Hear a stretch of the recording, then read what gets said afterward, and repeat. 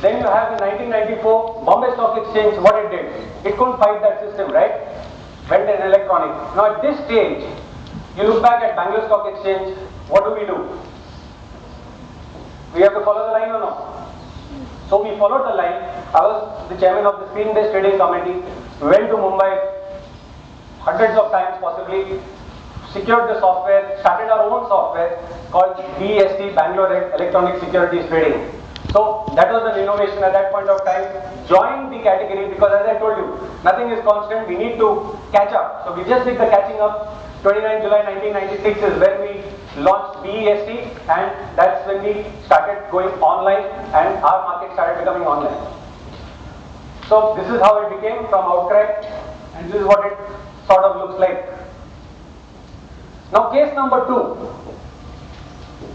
We were happy, but then escalator was dragging us back.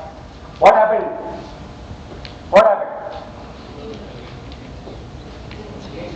When it's electronic, does it make a difference where you shop, read it, Google, Flipkart, anywhere, Amazon? It's just a click of a mouse.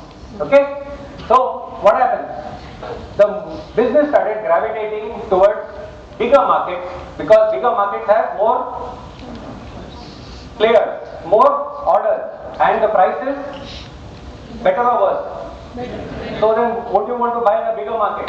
And now it's possibly electronically. You don't need to be connected. You don't need to go physically to the pit. So I just need a VSAT. And then what started happening? The smaller stock exchanges were eaten alive by NSE and BSE. The volumes all shrunk. We had uniform settlement, which came in.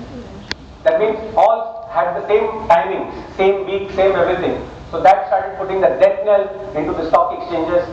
At the same time, the rapid growth of NSE and BSE started putting pressure on only the Bangalore Stock Exchange. So we at the Bangalore Stock Exchange, at that point of time, I was the chairman of Bgse Financials Limited. That was, we formed this company because we said only one thing: if you can't fight them, you join them. So we joined them.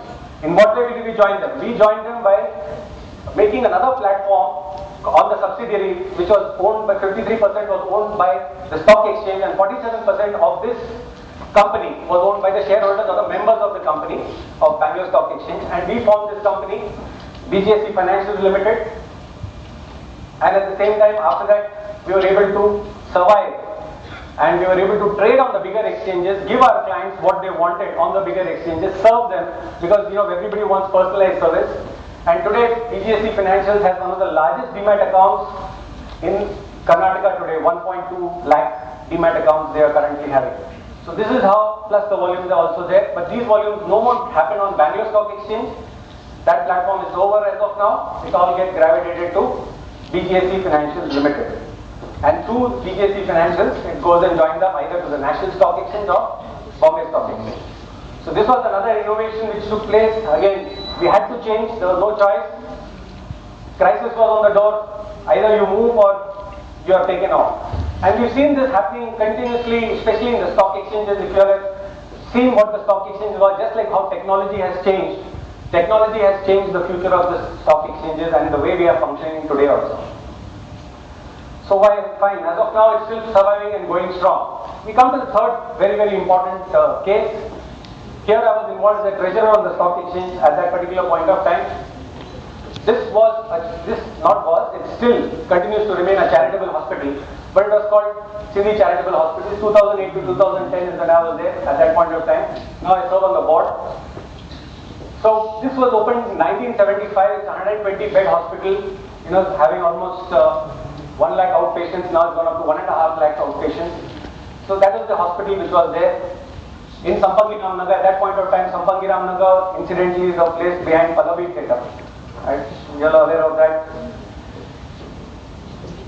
Somewhere near Double Road. Okay? So it was there, and at that point of time we decided, fine, when I took over as a treasurer, we were actually losing a lot of money on the hospital.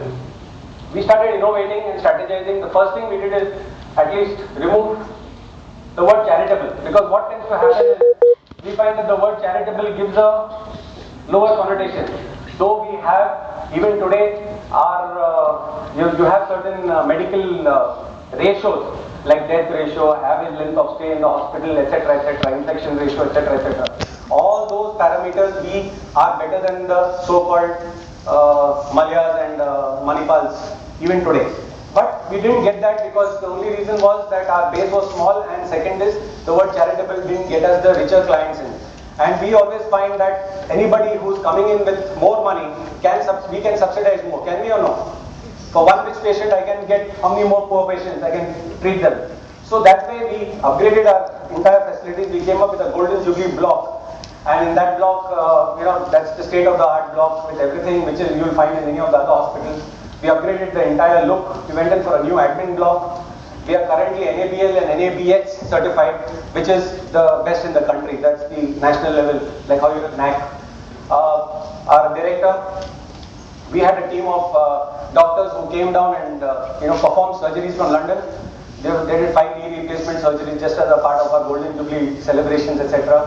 Got a lot of mileage. That's a new block. We have from MSRamaiah itself, we have the medical students who come there for learning.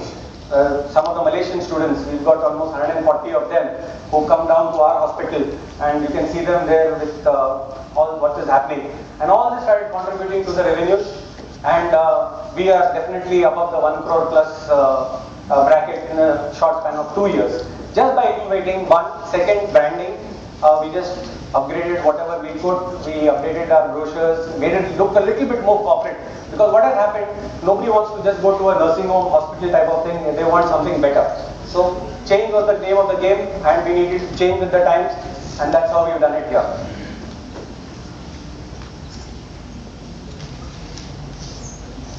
Immediately after being a treasurer here, I was invited as the president on Sindhi Chamber of Commerce, where I took over. We had hardly 200 and odd members at that point of time, and we had just turned from being a bankers association. So this was another one where we have actually done some change. In 1947, we had, in 2010 we had 288 members. We increased the membership. We broad-based it a little more, and we introduced excellence awards for the community. Because now what happens, suddenly you got the limelight. People from business, people from every walk of life. We had Business Leader Award, we had Women Leader Award, Women Professional Award. So we had a Lifetime Achievement Award. So all this started contributing, and people started coming and getting awards. So that was the first thing we did.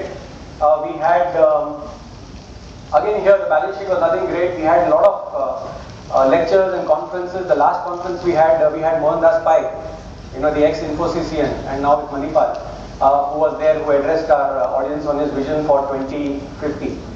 So this is how we've been having our seminars, and apart from that, we've had Diwali nights, and we've been generating revenue all over. Now, very important, what we've also done here, if you can see, 1 to 2, 2 ka 3, 3 ka 4. What we've done is we've done something called power networking. See what is happening now. The new people are all getting into different businesses, right?